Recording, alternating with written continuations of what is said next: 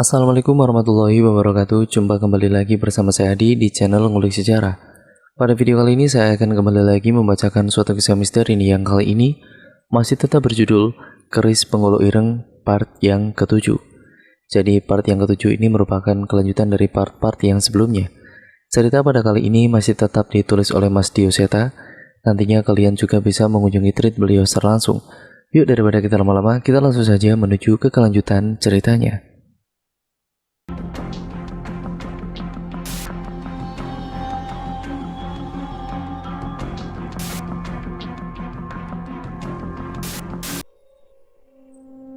Kemudian iblis kembar. Desa Windu Alit. Keanehan terjadi di desa Windu Alit sejak pagi dini hari. Cuaca berubah tidak menentu, angin bertiup dengan kencang berbaur dengan hujan deras yang mengguyur seluruh desa dan juga hutan. Pak Lek, sebelumnya desa ini belum pernah mengalami cuaca seperti ini sebelumnya. Pohon-pohon di sekitar hutan yang mengelilingi desa ini menghalangi angin lembah untuk sampai ke desa. Cerita Pak Sardi yang menemani Pak Lek memperhatikan cuaca di luar rumah.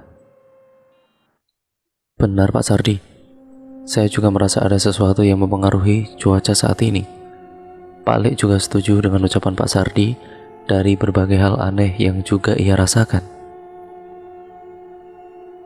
Memang sedari pagi Pak Sardi dan juga Pak Lek memutuskan untuk menjaga Mbah Suroto berdua karena merasakan firasat yang tidak beres. Pak Sardi pun mengutus murid-murid mengajinya untuk melakukan pengajian guna menangkal niat jahat dari pengikut sosok penghuni keris Penggolo Abang. Tidak ada yang bisa mereka perbuat selain menunggu Danan Cahyo dan lainnya menemukan cara untuk menghentikan bencana ini. Pak Lek, ini Sekar bawain makanan. Mudah-mudahan cukup sampai nanti malam, ucap Sekar yang buru-buru masuk ke dalam rumah dengan kondisi baju yang setengah basah walaupun sudah memakai payung. Terima kasih Nak Sekar, akhirnya yang ditunggu-tunggu datang, ucap Pak Lek. Benar, kali ini masakannya spesial, katanya sayur lodeh buatan istri saya paling juara, ucap Pak Sardi. Ya, juga sangat bersemangat dengan menu yang dibawakan oleh Sekar. Iya Pak Lek, makan duluan aja, biar saya mengantar Sekar pulang dulu. Di sini tidak aman. Enggak usah Pak, Sekar bisa pulang sendiri kok. Bapak temani Pak Lek makan saja, ucap Sekar yang segera pamit tanpa mau merepotkan ayahnya itu. Setelah Sekar pulang, Pak Sardi menyiapkan peralatan makan sementara Pak Lek memanggil Mbah Suroto yang sedang berusaha menenangkan diri dengan bermeditasi seperti yang baru-baru ini diajarkan oleh Pak Lek. Mbah, kita makan dulu. Sekarang nganterin sayur lodeh nih, panggil Pak Lek dengan suara pelan agar tidak mengagetkan Mbah Suroto. Mbah Suroto menghela nafasnya dan membuka mata.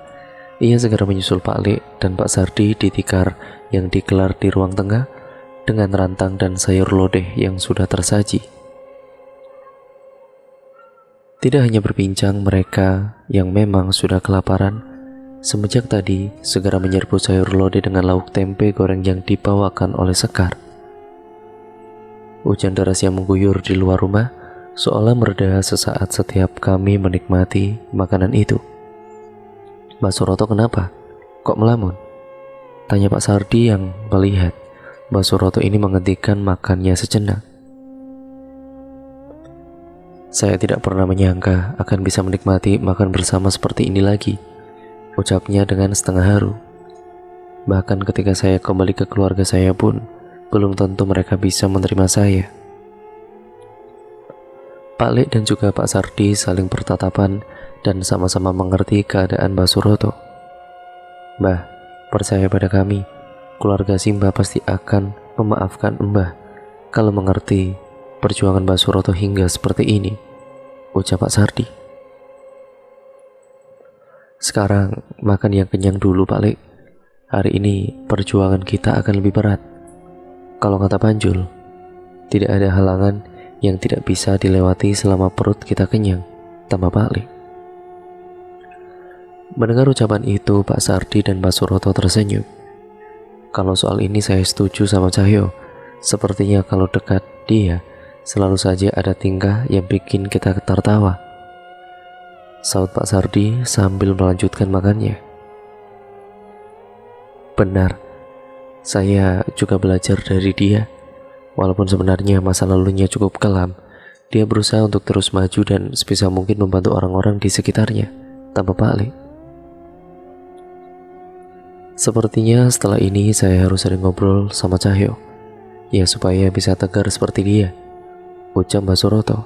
Perbincangan yang dimulai dengan bergunjing soal Cahyo dilanjutkan dengan obrolan kecil tentang rasa sayur lodeh buatan Ibu Sekar, yang ternyata sempat dicicipi oleh pejabat pemerintahan saat mampir ke desa ini.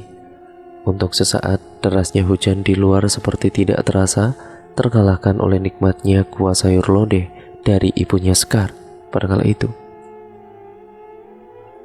Saat hari menjelang sore, hujan tidak cukup reda. Sesekali Pak Sardi membacakan doa untuk menghalau rasa gelisahnya. Mereka tahu ada bahaya yang akan sedang terjadi saat ini. Tidak lama kemudian firasat mereka itu terjawab. Pak Lek dan juga Pak Sardi secara bersamaan merasakan ada sosok yang mendekat ke rumah singgah tempat mereka berada. Melalui jendela mereka mencari keberadaan sosok itu.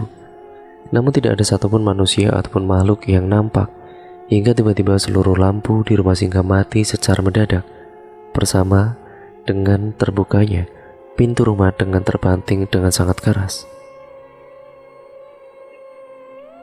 Angin kencang membawa masuk derasnya hujan hingga masuk ke dalam rumah. Jendela-jendela pun ikut terbuka dengan keras, menyusul kencangnya angin yang masuk ke rumah. Tapi bukan itu masalah utamanya.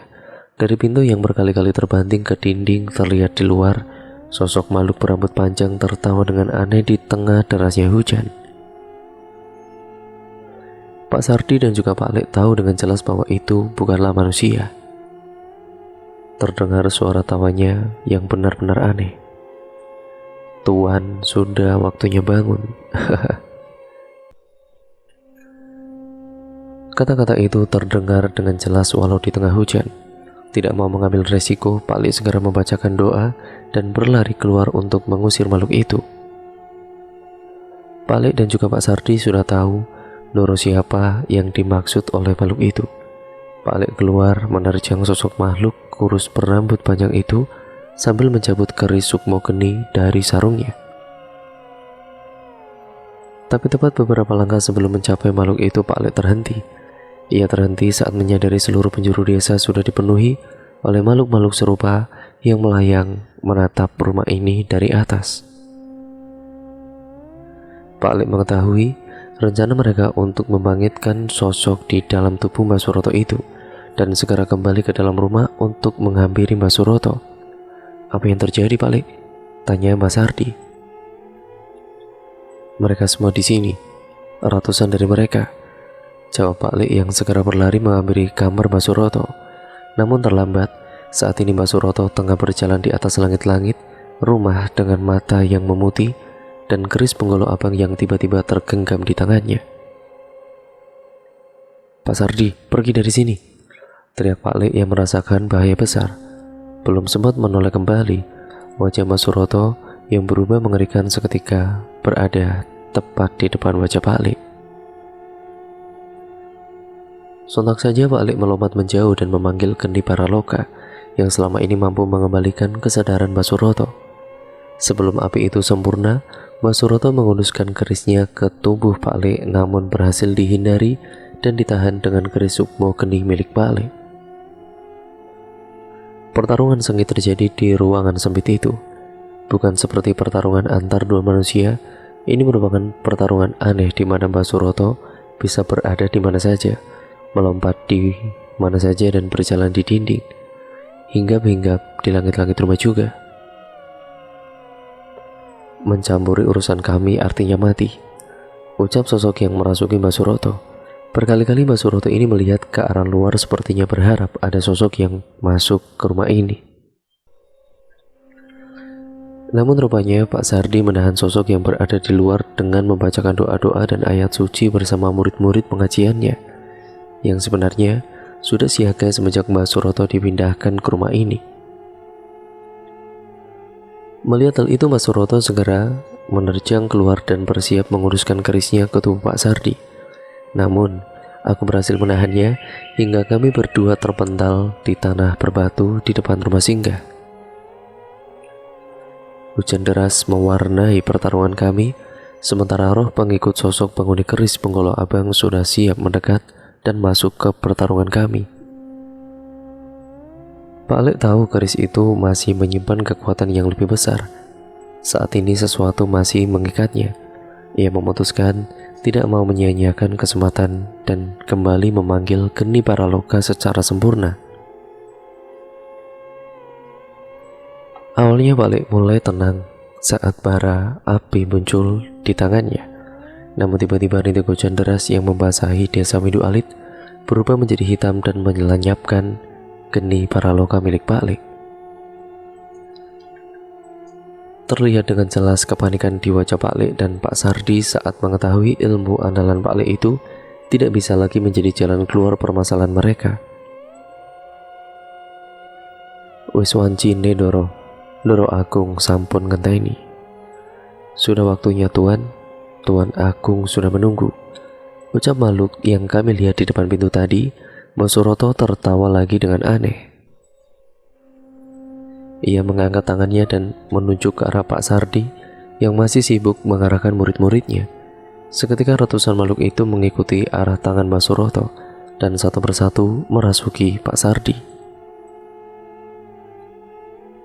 Sardi, Pak Lek segera menghampiri Pak Sardi yang tubuhnya dimasuki ratusan sosok makhluk yang tidak henti-hentinya merasuki tubuhnya yang mulai terlihat membiru. Pak Sardi. Beberapa murid Pak Sardi berlari menerobos hujan dan kemudian menghampiri Pak Sardi yang terkapar di tanah. Pak Lek membacakan ajian Mukso Pangrekso dan mengusir sosok makhluk yang merasuk ke tubuh Pak Sardi.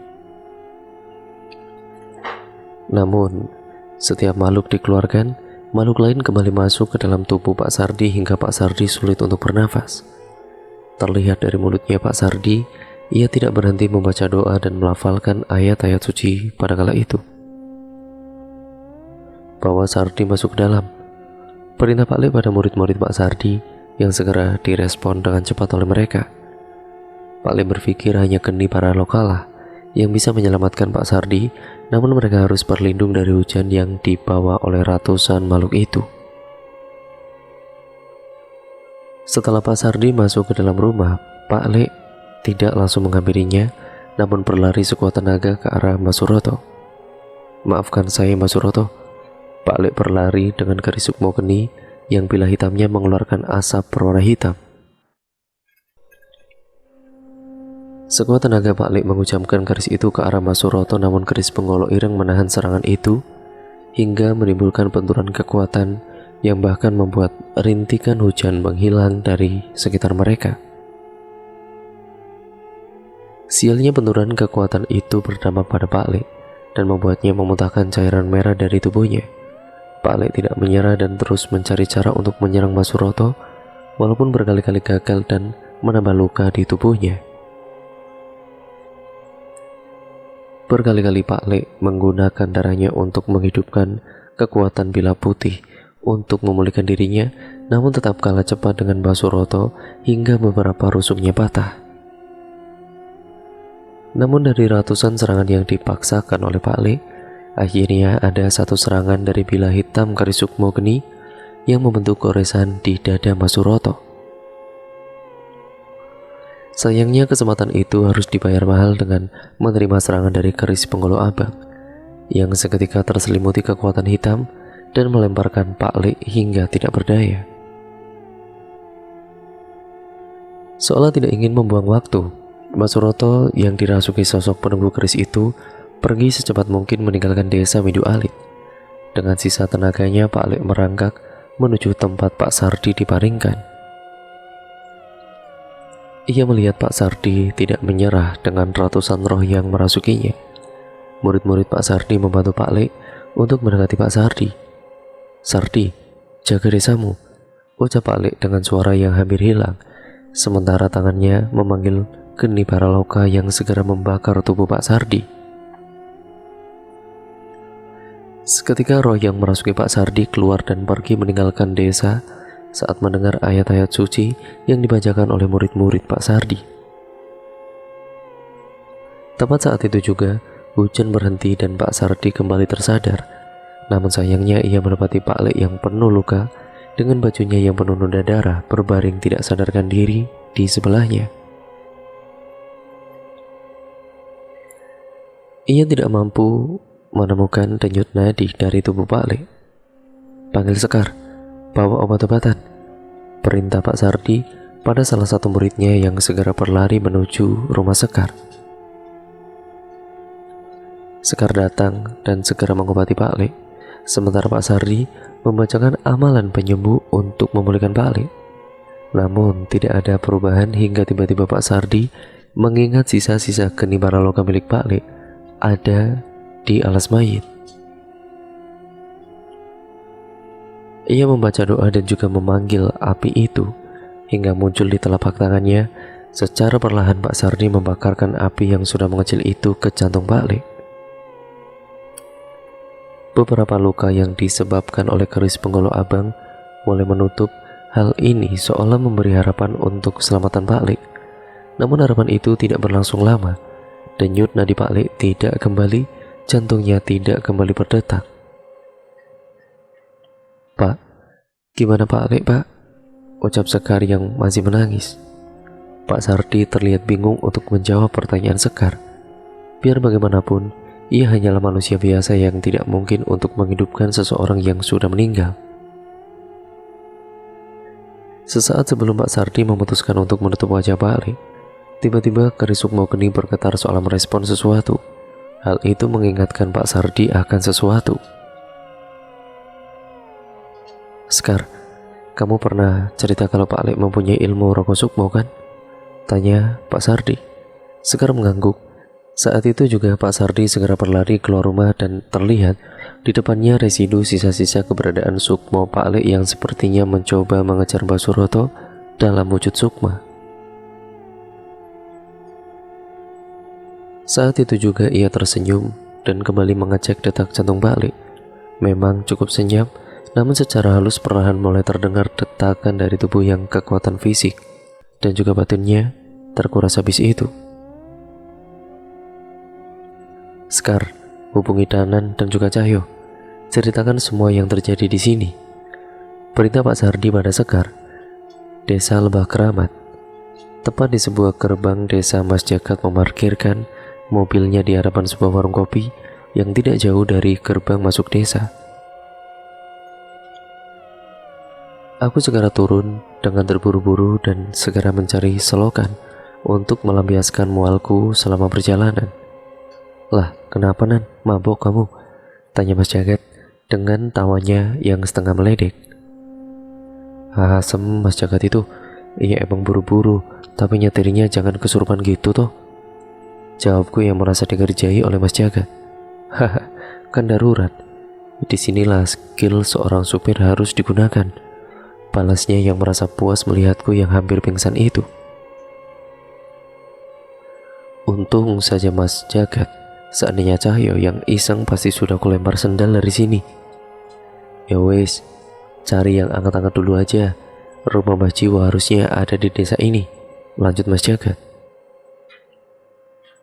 Kami berdua memutuskan untuk mampir ke sebuah warung makan dan juga memesan minuman hangat untuk memulihkan rasa mualku sambil menikmati beberapa gorengan yang tersaji di meja. "Bu, kalau rumah Mbah Jiwo jauh nggak dari sini?" tanya Mas Jagat pada ibu penjaga warung yang mengantarkan teh hangat untukku dan kopi hitam untuk Mas Jagat. "Oh, mboten. Tidak Mas, itu di ujung desa yang halamannya paling besar. Tapi kalau ke sana jangan malam-malam ya," jawab ibu itu. "Ya kalau malam kenapa Bu?" "Katanya sering ada yang melihat sosok makhluk halus di halaman rumah Mbah Jiwo," jawabnya. Aku dan Mas Jagat saling bertatapan. Kami jadi semakin bertanya-tanya, sebenarnya orang seperti apa yang Pak Lek minta untuk kami ketemui ini? Sebuah rumah dengan pekarangan yang cukup besar terpampang di hadapan kami. Mas Jagat memarkirkan mobilnya di bawah salah satu pohon dan segera memasuki rumah kayu yang cukup besar. Sepertinya ini adalah rumah terbesar di desa ini. Benar kata ibu warung itu, banyak sosok tidak kasat mata yang menghuni halaman ini, namun sepertinya mereka tidak berniat jahat. Aku cukup lega saat mengetahui hal ini. Kula nuwun, permisi. Beberapa dari kami. Kemudian beberapa kali juga kami mengetuk pintu rumah itu, namun tidak ada yang menyahut hingga perlahan muncul seorang pria berumur dari arah sumur timba di halaman menghampiri kami. Maaf mas, mencari siapa? Ngapunten, maaf pak, saya mencari Mbak Jiwo, jawabku dengan sopan. Saya Mbak Jiwo, ada keperluan apa mas-mas ini mencari saya? Ucapnya yang ternyata adalah orang yang kami cari. Aku menoleh pada Mas Jagat karena sedikit heran. Panggilannya Mbak Jiwo, namun dari penampilannya, sepertinya umurnya ternyata tidak terlalu jauh dari Pak Lek. Saya Danan mbah, ini Mas Jagat, kami dapat info tentang Mbah Jiwo dari Pak Lek, ucapku. Danan, Pak Lek. Mbah Jiwo terlihat berpikir. Jangan-jangan kamu Danan Jaya yang pernah diceritakan Dimas dan Rumi, yang keponakannya Pak Lek Bimo itu, ucap Mbah Jiwo yang ternyata mengenal Dimas dan Rumi juga. Iya mbah, mbah kenal Dimas juga. Wah, berarti tamu istimewa ini. Ayo, masuk kita ngobrol di dalam saja, ucap Mbah Jiwo yang seketika berubah ramah saat mengetahui tentangku. Mohon maaf, saya agak hati-hati saat ada tamu tidak dikenal yang datang ke sini. Beberapa orang masih kemari untuk mencari pusaka dan mencari pesugihan di lembah keramat. Akhirnya aku cukup lega saat mengetahui maksud dari respon Mbah Jiwo terhadap kedatangan kami. Terlihat Mas Jagat terkagum-kagum saat mengetahui isi rumah itu, di mana terlihat berbagai pusaka terpajang di dinding rumahnya. Mbah Jiwo menyambut kami dengan mengeluarkan beberapa toples makanan dan minuman hangat. Ia bercerita mengenai kedatangan Dimas dan Rumi yang terikat takdir dengan tragedi di lembah keramat belakang desa ini. Bahkan Mbah Jiwo pernah membantu Pak Lek yang tidak bisa keluar dari hutan karena ribuan ular mengerubuti tubuhnya atas perintah penunggu lembah itu. Dimas cerita, Mas Danan yang dulu membantu menyelamatkan adiknya Rumi, cerita Mbah Jiwo dengan semangat. Kami senang mendengar cerita Mbah Jiwo, namun Mas Jagat mencolek pinggangku, mengingatkan untuk menyampaikan tujuan sebenarnya kami kemari. Mohon maaf Mbah Jiwo, sebenarnya kami ingin bertemu dengan Mbah Jiwo karena ada sesuatu yang darurat. Balasku memotong cerita Mbah Jiwo. Bersamaan dengan itu Mas Jagat mengeluarkan patahan warangka atau tutup keris yang kami temukan di pabrik tahu kemarin dan membukanya di hadapan Mbah Jiwo. Saat itu juga wajah Mbah Jiwo berubah menjadi serius. Sebuah warangka berumur ratusan tahun. Jelaskan apa yang terjadi, ucap Mbah Jiwo. Saat itu kami menceritakan mengenai kejadian yang kami alami di alas mayit dan cerita tentang keberadaan 3 keris kembar yang mulai bangkit dan memakan banyak korban lagi. Mbah Jiwo pun sempat kaget saat mendengar nama keris Penggolo Ireng dan keris Penggolo Abang yang kami temukan di alas mayit. Yang kalian hadapi itu bukan perkara mudah, dan sebenarnya kalian tidak harus bertanggung jawab atas kejadian itu, ucap Mbah Jiwo yang sedikit kasihan melihat kami. Tapi kami tidak bisa tinggal diam, Mbah. Ada seorang perempuan yang keluarganya mati karena keris itu dan terus mencari korban lainnya. Ada juga seorang ayah yang rela mengasingkan diri ke alas mayit untuk menyelamatkan keluarganya.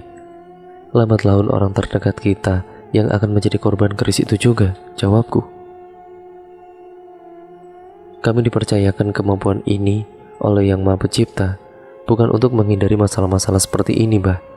Setidaknya ada sesuatu yang harus kami perbuat. Tambah Mas Jagat. Mbah Jiwo menghela nafas berusaha mencoba mengerti pemikiran kami. Ya, saya tidak heran. Saya cukup mengenal Bimo sebagai orang yang mau berkorban, bahkan untuk orang yang tidak ia kenal, dan ternyata masih ada orang-orang yang seperti dia, ucap Mbah Jiwo.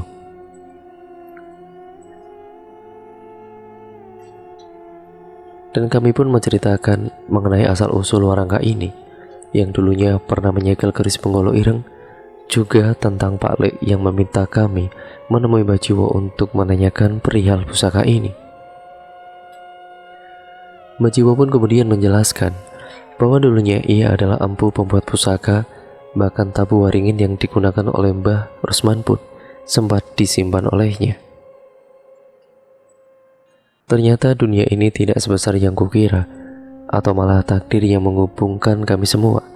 Dari cerita itu, kami mengerti bahwa Mbah Jiwo mungkin bisa membantu kami mengambilkan atau mengembalikan kemampuan dari warangka ini.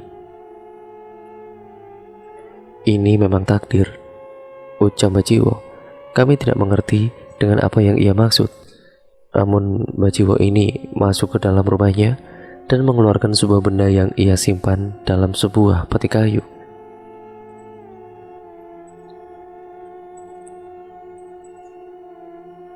Dan cerita pun akhirnya bersambung lagi ke part yang selanjutnya ya teman-teman. Dan terus nantikan cerita kelanjutannya hanya di channel ini. Dan terima kasih untuk kalian yang sudah support channel ini.